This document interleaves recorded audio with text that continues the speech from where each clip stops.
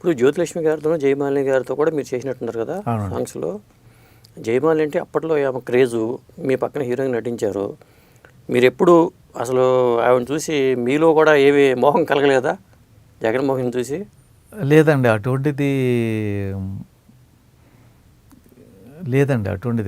ఆర్టిస్టులకి అనేకంగా ఉండదనుకుంటున్నాను నేను.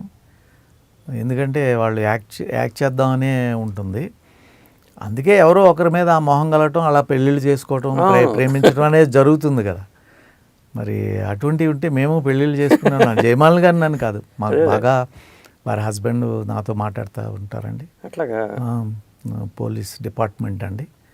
అంటే మా అబ్బాయి కెనడాలో ఉంటాడు, వాళ్ళ అబ్బాయిని కెనడాలో చదివిందామని వారే ఫోన్ చేశారు. ఫోన్ చేసినప్పుడు వారి హస్బెండ్ మాట్లాడారు, పరిచయం చేసి. వారు అవసరం లేకుండా అయింది. మా అబ్బాయి చాలా మంచి వ్యక్తి అండి. మా అబ్బాయి అంటే ఎటువంటి వాడంటే, నాకు కారు కొని వాడు కారు కొనుక్కున్నాడు అండి, నాకు ఇల్లు కొని వాడు ఇల్లు కొనుక్కున్నాడు. మాకు వాళ్ళు, మా అబ్బాయి చాలా మంచివాళ్ళు. ముందు పేరెంట్స్కి చూసి తర్వాత వాళ్ళు చేస్తారు. సో మాకు కెనడాలో మంచిగా 2 ఇళ్ళు, పెద్ద ప్యాలెస్లో, ఒక గార్డెన్, ఒక 10 ఎకరాల గార్డెన్. అబ్బాయి మీరు సాధించలేదు, మీ అబ్బాయి సాధించినట్టున్నారు ఆయన ఫైనాన్షియల్ పరంగా.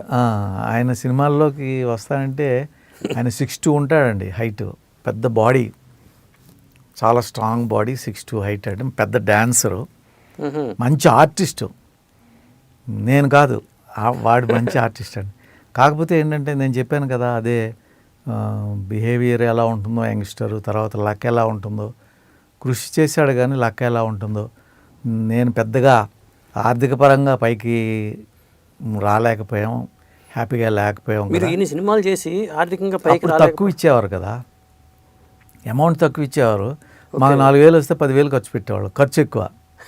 అందరూ మేము ఖర్చు పెట్టినంత. రాజు అనే వాళ్ళకి కొద్దిగా బోళతనం ఎక్కువ ఉంటుందండి. నేనండి ఇష్టానికి ఖర్చు పెట్టడం ఉంటుందండి. ఏదో వచ్చేస్తుంది అనుకుని ఎప్పుడు ఇలాగే ఉంటుందని, అలా ఉండకపోయేసరికి దెబ్బతింటాం. ఇప్పుడు నాగయ్య గారిని చూసి, ఇట్లాంటి వాళ్ళని చూసి మీరు నేర్చుకోలేదా? లేదండి, మనకి అయిన తర్వాతే మనం నేర్చుకోవటం జరిగింది. క్షౌరం అయితే కానీ ఇప్పుడు కూడా ఇంట్లో అంటూ ఉంటానండి. ఏంటి అంటే, క్షౌరం అయ్యాక వివరం వచ్చింది నాకండి, పోనండి ఇప్పటికైనా వచ్చింది అంటూ ఉంటాను. ఏంటి సార్, మీరు లవ్ మ్యారేజా? లేదు, మా విలేజ్, మా రిలేటివ్స్ అని. అట్లా నీళ్ళైనాడికి మాకు పాప, నీళ్ళైనాడిది రిలీజ్కి నాకు నా డాటర్ పుట్టింది. సినిమా ఫీల్డ్కి వెళ్ళే ముందే నాకు మ్యారేజ్ అయింది, 19th ఇయర్లోనే మా విలేజ్లోనే. అంటే అప్పటికే అయిపోయింది మ్యారేజ్ మీకు? అప్పుడు ఫ్యామిలీ ఇక్కడ ఉంచి మీరు వెళ్ళి ప్రయత్నాలు చేసుకున్నారా? అవునండి, అంటే ముందు అవ్వలేదు, వెళ్ళిన ఒక 1 yearలో అయింది. నీళ్ళైనా ఆడేటప్పుడు షూటింగ్ 72లో, నాకు మా పాప 73లో పుట్టింది. తర్వాత అండి, ఇప్పుడు ఆర్టిస్టులు అనగానే రూమర్స్ వస్తూ ఉంటాయి, అట్లా చాలామంది ఆర్టిస్టుల మీద వస్తూ ఉంటాయి. మీ మీద అలా ఏమైనా వచ్చేవి రూమర్స్ ఏమీ రాలేదండి, రూమర్స్ ఏమీ రాలే. ఇప్పుడు గ్యాసిప్స్ కానీ ఏమి మీ మీద వచ్చేవి కాదు? ఎందుకంటే అటువంటి పనులు చేయలేదు, అటువంటి అవకాశం ఇవ్వలేదండి. బాగా బిజీగా ఉండేవాళ్ళేమో మీరు, ఆ వర్క్లో ఎక్కువ ఇదవుతూ ఉండేదేమో. వర్క్ లేకపోయినా అసలు ఎక్కడికి వెళ్ళేవాడిని కాదు. వెళితే అప్పుడు కూడా ఒకటేనండి, నేను ఏదైనా వర్క్ ఉంటే వెళతాను, లేకపోతే అప్పుడు క్లబ్కి వెళతాం. ఇప్పుడు క్లబ్కి వెళతాం, బోట్ క్లబ్ మెంబర్షిప్ అవి ఉన్నాయండి. ఏదో అక్కడ 4 స్నేహితులు అవుట్ ఆఫ్ ఫిల్మ్ ఇండస్ట్రీ, ఆ 4 ఒకసారి పలకరించడము, ఏదన్నా కాసేపు కూర్చొని ఏదన్నా తినేసి రావటము, ఇంటికి వచ్చి 4ంటికి వెళితే 6ంటికి 7ంటికి ఇంటికి వచ్చేసి.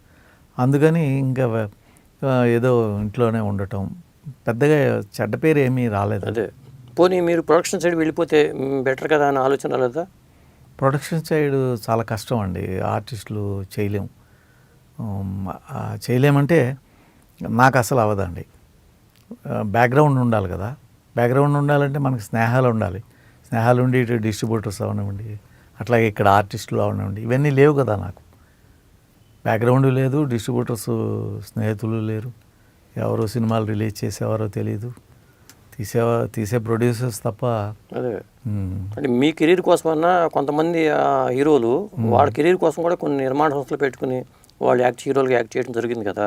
అంటే నాకు లాంగ్ దీంట్లోనే ఉండాలి, మనకి ఎంతకాలం రాసి అసలు 93 అప్పుడే నాకు ఇంకా ఫిలిమ్స్ కానీ ఏవి ఉండవని అనిపించింది. అందుకే అప్పుడు హైదరాబాద్ రావడం జరిగిందండి. నారాయణరావు గారిని కలిస్తే వెంటనే ఈ బిజినెస్, సో బిజినెస్ మీద ఇంట్రెస్ట్ కొలితే అవి చేశారు. అప్పుడు 2-3 సినిమాలు పనిచేయమని నన్ను అడిగారు. దాసనారాయణరావు వారు తీసే సినిమాల్లో పనిచేయమని అడిగారండి. వద్దండి, నేను ఈ బిజినెస్లో హ్యాపీగా ఉన్నాను, అది మళ్ళీ ప్రొద్దుటే లేవాలి. ఇప్పుడు కూడా ఈ వయసులో మళ్ళీ ఒక పట్టుదలతో ఉంటున్నాం, కానీ 4:30కి లేస్తానండి, ఎక్సర్సైజ్ చేసి అన్నీ చేసేది. 9:30కి నేను 30 కిలోమీటర్స్ ఉంటుంది మా షూటింగ్ అక్కడ, ఈవీపీ అని చాలా దూరం. 9:30కి వదిలితే 10:30కి రూమ్కి వస్తానండి. రూమ్కి వచ్చాక మేకప్ తీసి స్నానం చేసి ఏదైనా తిని. రూమ్ అంటే వాళ్ళు ఏర్పాటు చేశారండి లేదా నేను మొదట కొన్ని రోజులు వారు ఇచ్చేవారండి, అది కూడా ఇష్టం లేక ఎప్పుడు ఉంటుందని చెప్పి ఒక రూమ్, పెద్ద రూమే, బాత్ అటాచ్డ్, ఏసీ అది పెట్టి ఒక హోటల్ రూమ్ లాగా నేనే తయారు చేశాను. ఓకే. అది ఎప్పుడు ఉంటుంది కదా, మళ్ళీ అపార్ట్మెంట్ అంటే పెద్దది అవుతుంది, అనవసరమైంది, ఎవరు ఉండం కదా. అందుకని మెస్సులు అవి ఉన్న చోట ఒక తెలిసిన మన తెలుగు వారు ఉంటే వారు ఇవ్వటం జరిగిందండి. దాన్ని తయారు చేసి నాకు కావలసిన విధంగా దాన్ని తయారు చేసుకున్నాను.